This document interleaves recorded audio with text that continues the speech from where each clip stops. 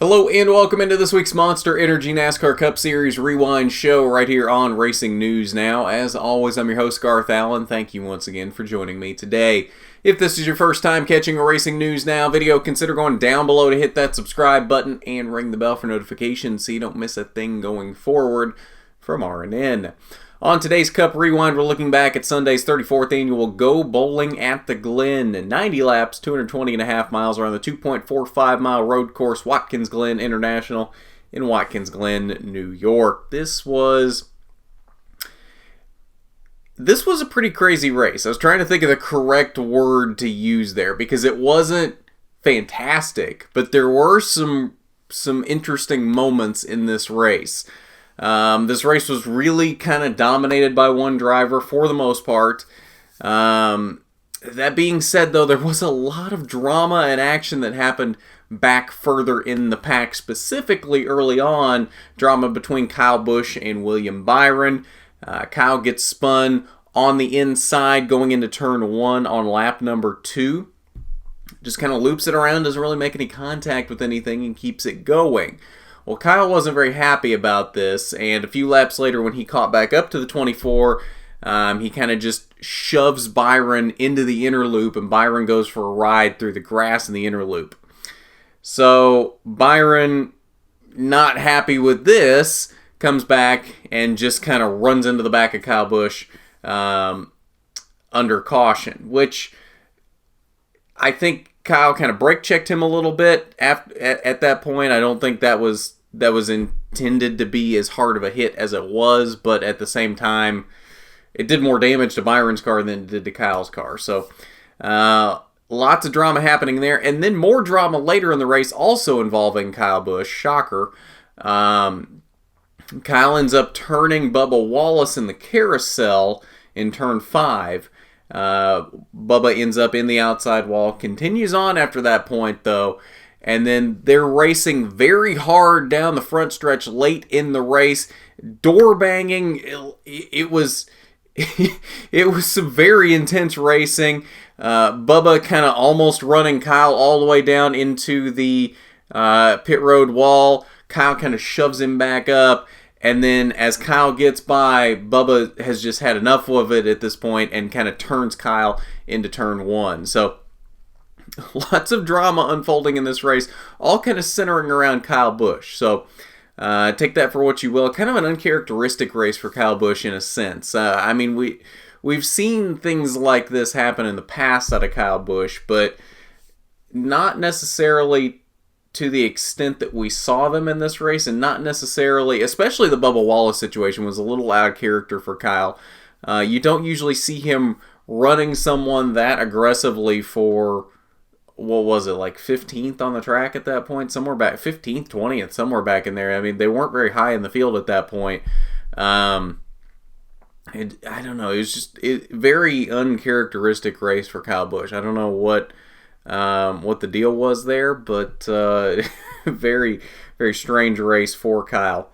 4 caution flags in this race for a total of 13 laps. Stage 1 concluded at lap 20 with Chase Elliott taking the Stage 1 victory. Couple of cautions in Stage 2. First one at lap 34 as the 77 of Reed Sorensen spun in the inner loop. And then at lap 40, which became the Stage 2 caution, was the spin from Bubba Wallace in turn 5 there in the carousel off the contact from Kyle Busch. That became the Stage 2 caution break, with Chase Elliott taking the Stage 2 victory as well. Final caution of the race. 2 incidents for this one. First one came at the caution came at lap 63. First incident was the Bubba Wallace Kyle Busch incident there in turn 1, and then there also was a separate incident between Jimmy Johnson and Ryan Blaney exiting the inner loop into the carousel where Blaney turned Jimmy. That was another bit of drama in this race. Johnson not happy about that one. He had a pretty good run going, and Blaney kind of ruined that with this incident in the carousel. 5 lead changes among 4 drivers in this race. Chase Elliott led 80 laps in this race of the 90 laps total. 6 laps were led by Kyle Larson, 3 laps went to Paul Menard, and 1 lap was led by Martin Truex Jr. All right, so on to your results. Chase Elliott led the most laps and won both stages. Would we see a repeat of last season? Remember, he got his first career victory at this race last season. Would he be able to go back-to-back? Obviously, he was very dominant in this race, leading all but 10 laps and winning both stages. Was he able to close it out? Yes, he was. Chase Elliott takes the victory in that number 9 car, leading again all but 10 laps in this race. Had a very good battle with Martin Truex Jr. at the end of the race. Well, I say very good battle. There never really was a battle to it. Truex was there on close to Chase's bumper for most of those last final, 20, 30, maybe even 40 laps. But never really could make a run at him. Never could get close enough to do anything with Chase, and it was just kind of single file between those two. Chase never really making a mistake in those final handful of laps, and Truex never really got the chance to do anything with him because he could never get close enough to him. They were very even cars at the end of the race. Truex did come home in the second position, though. Denny Hamlin third. Eric Jones with another top 5 finish. He has been very strong of late, finishing top 5 very consistently lately. And Ryan Blaney, after his incident with Jimmy Johnson, came home with a top 5 run in 5th. Rest of your top 10, another strong run for Matt DiBenedetto. Remember, he got a top 5 finish at Sonoma, so all of a sudden, Matt DiBenedetto becoming a fairly good road course racer. Trying to keep himself in that seat for next year. It's been swirling around that he may not be back in that 95 car next year. Seemingly upping his game, trying to make a case for him to stay in that car next year.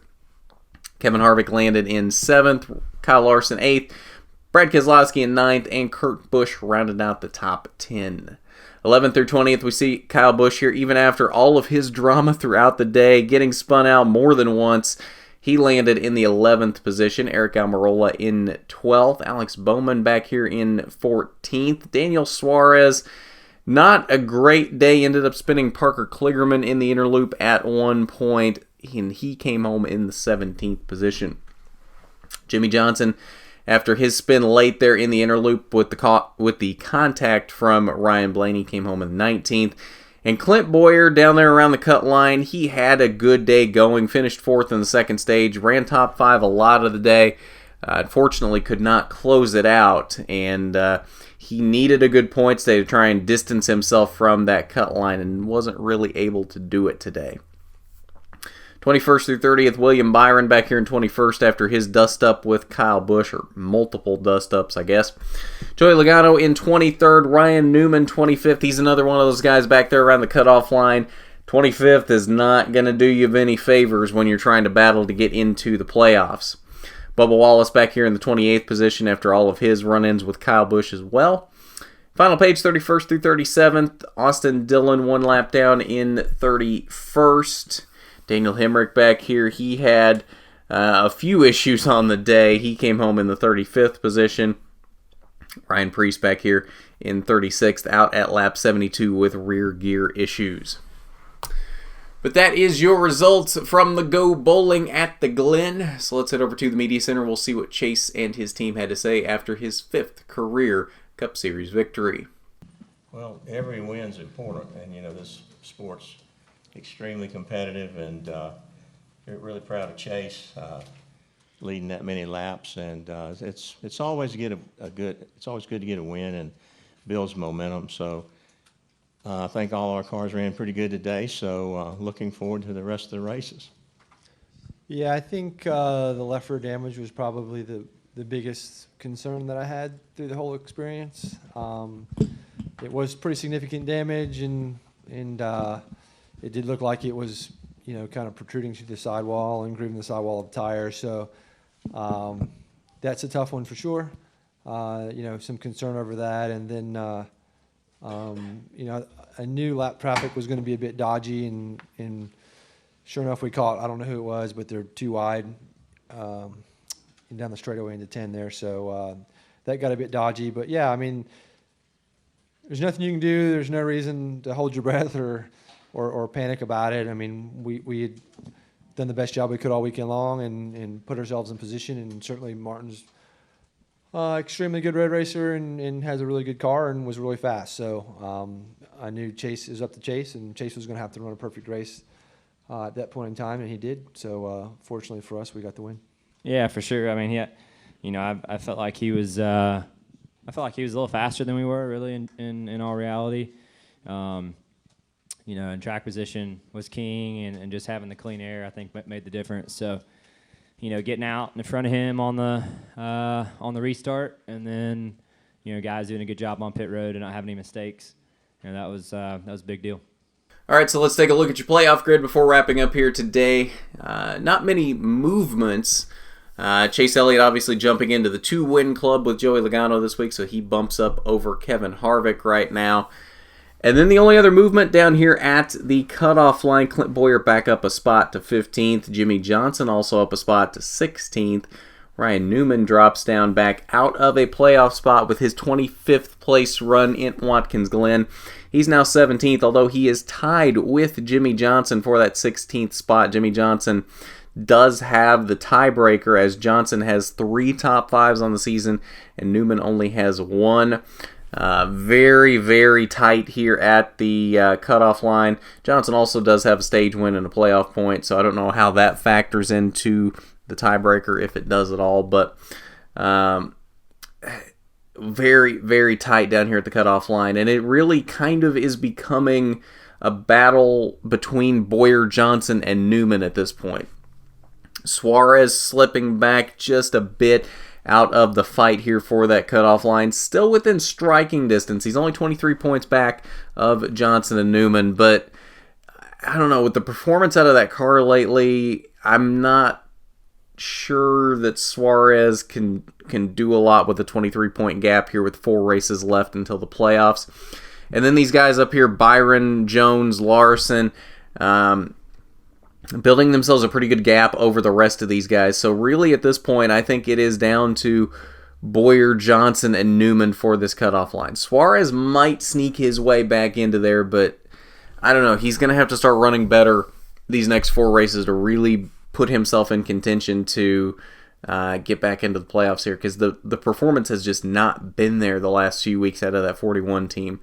I don't know if you can single that out to one specific thing. I don't know if you can single that out to the driver, the team, the crew chief. I don't know if you can pin that on one specific person or aspect of that team, but they've got to figure out something here, because they're in jeopardy of being the only Stewart-Haas car to miss the playoffs. That being said, Bowyer could fall out as well. Bowyer is not safe at this point whatsoever. I think Almirola is pretty safe at this point, and obviously Harvick is with the win. Almirola's got a pretty solid cushion at this point. But Bowyer, though, is not safe. I think Bowyer makes the playoffs, but I don't know. He's not got a lot of gap here at this point. It's only going to take one early wreck at Bristol or whatever the case may be, and Bowyer's back outside the playoffs. So it's not been a great summer stretch for Bowyer, and he's not in a great position at the moment. And Suarez just never really, that team never really has been able to get a footing under themselves. They've had the speed. We've seen the speed out of them in practice and qualifying and early on in races, especially of late. They just can't seem to finish the races off, and that is their biggest issue. Is they need to figure out how to finish a race off and finish it well with a good finish, and then we can start looking at them as a playoff contending team. But right now, they're just not finishing races well enough to even put themselves in the conversation. I mean, 23 points, you're not going to do that finishing 17th, and that's where he finished yesterday at the Glen. It's not going to happen. So they've got to figure out something here in the next 4 races. And it might be tough for them to do that with what we've seen of late. But that's your playoff grid following the Go Bowling at the Glen, and I believe that'll do it for us today on this Cup Rewind. Truck Rewind went out on Friday for the Eldora Dirt Derby that happened on Thursday. We had a K&N Rewind go up on Saturday for their race from Watkins Glen on Friday, and then we were going to have an Xfinity Rewind. It wasn't going to happen. I do apologize for that. It would have probably gone up right about now when this is going up, and it would have been too late. It wouldn't have mattered at that point. So I do apologize for that. And this one's getting out a little later than I would have meant for it to, but it's a little more timely than what the Xfinity Rewind would have been. So diecast review coming up on Wednesday. Very big one for you this week. That's one that I think you'll definitely want to see. Very special. One of the more highly anticipated diecast releases in recent memory, if not the most highly anticipated. It's a big one. It's a good one. And I think one you'll definitely want to tune in and see because it is a very cool diecast. But that's about it. We got Michigan coming up next weekend. So Michigan for trucks and Cup, and then Xfinity's at Mid-Ohio. So definitely got some racing coming up next weekend for you, some rewind shows, and then we'll be back at the track. What is that? Is that still 2 weeks out now for ARCA at Springfield? It's either the next weekend, it's somewhere in there. August 18th, I know that. That'll be the next time we're back at the track with ARCA on the dirt at Springfield. So lots of cool stuff coming up for you this month here in the month of August on RNN. So if you're not already subscribed, you need to be. Go down below, hit that subscribe button, ring the bell for notifications so you don't miss a thing going forward. While you're down there, why don't you hit that big thumbs up button and hit the share button while you're down there. It is much appreciated when you do. But at that, this has been the Monster Energy NASCAR Cup Series Rewind Show.